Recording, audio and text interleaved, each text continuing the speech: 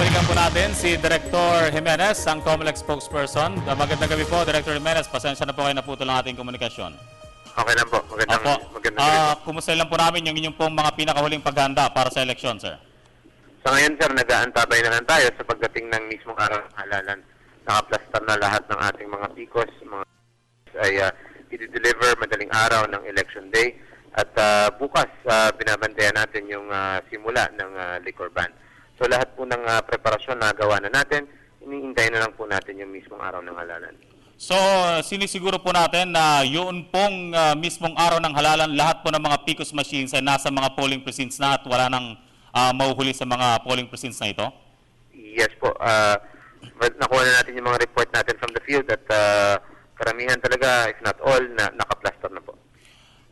Meron po ba tayo mga contingency plan? May mga question po tungkol sa mga power supply, lalong-lalo na sa ilang mga highly contested areas. Yes po, yung ating power supply naka-secure naman yan. Meron tayong assurances from Energy, no? Particular kay Secretary Jericho Petilla na magkakaroon po ng power. Meron ding private sector cooperation, mga malalaking consumers na hindi sila masyadong gagamit ng kuryente on election day.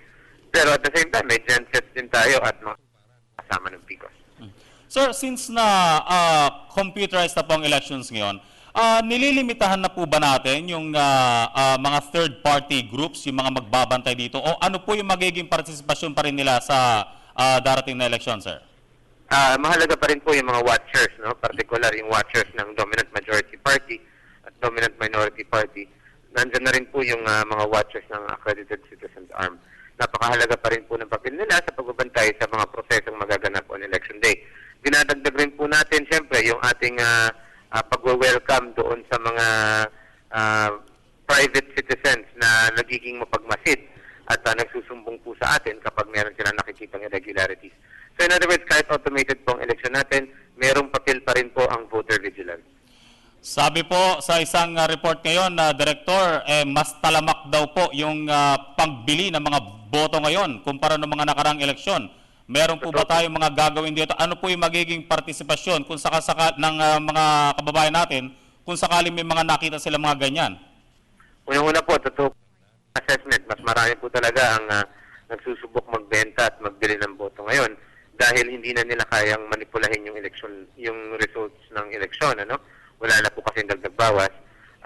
Sinubukan natin sana talaga ng money ban pero iniurong na po natin ito dahil nagkaroon nga po tayo ng temporary restraining order.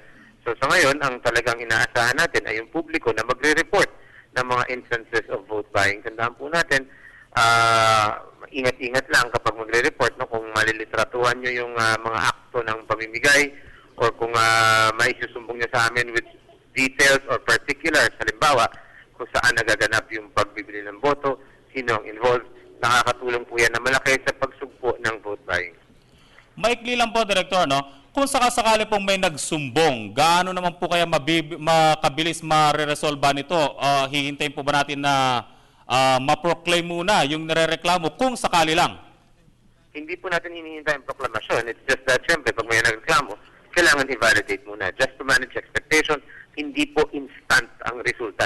No? Pag mag-report sa legal process, kaya medyo matatagalan. Kanina po, Director, pinag-uusapan namin dito kung gaano kabilis nyo may poproklama, lalong-lalo yung mga senatoriables. Ang pangako nyo po dati, 48 hours. Pero ito po ba'y doon sa lahat ng mga kandidato na o doon sa lahat ng 12 na, doon sa slate na yan, Director? Yung within 48 hours po, in-expect natin yan ay yung senatorial winners. No? Posibleng ma-proklama natin within 24 hours up to maybe top 3 or top 4. But within 48 hours, we're very sure na kompleto na po yan. Ayun. So, sir, last question po, no? Ngayon po yung huling araw ng pangangampanya at anong oras po magtatapos at paano po yung mga mahuhuli pa nating mangangampanya bukas?